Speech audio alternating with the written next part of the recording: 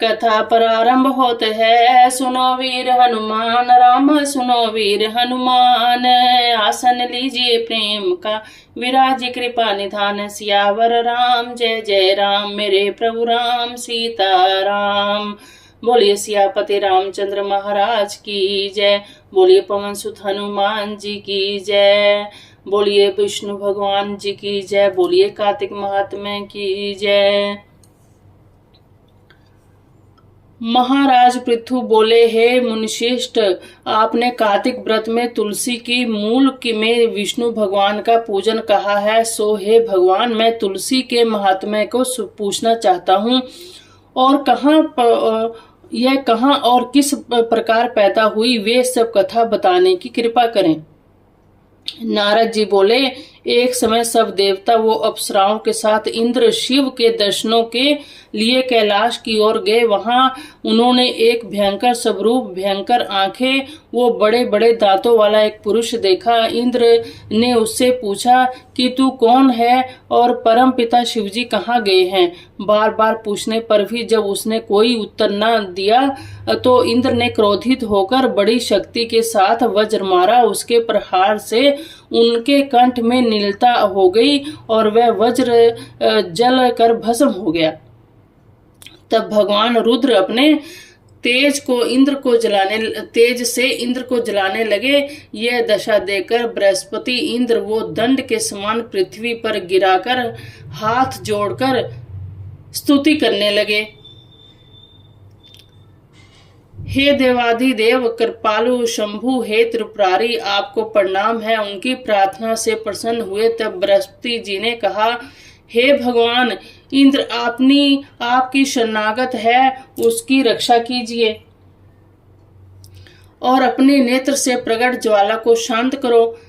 जब बृहस्पति जी ने इस प्रकार प्रार्थना की तो रुद्र प्रसन्न होते हुए बोले कि तुमने इंद्र की रक्षा की, इसलिए तुम जीव कहलाओगे।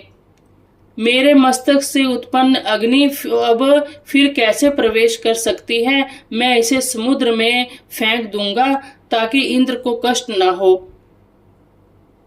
ऐसा कहकर शिवजी ने उस अग्नि को हाथ में लेकर समुद्र में फेंक दिया।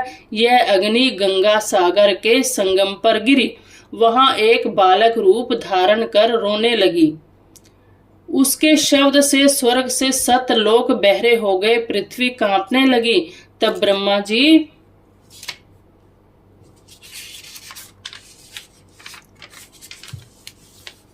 वहां पहुंचे और पूछा कि यह अद्भुत बालक किसका है। ब्रह्मा जी की बात सुनकर समुद्र ने प्रणाम करके कहा कि हे प्रभु, गंगा सागर के संगम से यह पुत्र उत्पन्न हुआ है। और फिर ब्रह्मा जी की गोद में देते हुए कहा कि जग के स्वामी, इसका जातकादि संस्कार करिए।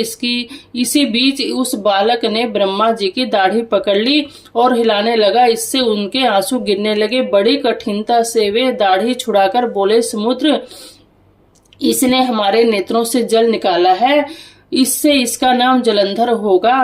तरुण अवस्था में यह संपूर्ण शास्त्रों का ज्ञाता होगा तथा रुद्र के सिवाय और कोई इसे मान न सकेगा। ऐसा कहकर शुक्राचार्य को बुलाकर उसे राजगद्दी पर बैठा दिया और ब्रह्मा जी वहां से अंतर्धान हो गए। सागर ने अपने पुत्र जलंधर का विवाह काल नेमि की पुत्री वृंदा से किया। इस प्रकार जलंधर की वृंदा के साथ आचार्य शुक्रा जी की सहायता से पृथ्वी पर राज्य करने लगे। ये है तुलसी माता। तुलसी माता जी के बारे में बताया है। तुलसी माता कैसे अवतरित हुई। पहले वृंदा थी, वृंदा है, बाद में तुलसी माता हुई। ये आपको आगे कथा में मिलेगी सुनने को। कथा समाप्त होते है, सुनो वीर हनुमान रामा, सुनो वीर हनुमान। राम लखन सिय जानकी, सदा करे कल्याण। सियावर राम जय जय राम, मेरे प्रभु राम सीताराम। बोलिए सियापति रामचंद्र महाराज की जय, बोलिए पवन सुत हनुमान जी की जय, बोलिए कृष्ण भगवान की जय। बोलिए वृंदा महारानी की जय। बोलिए कार्तिक महात्म्य की जय।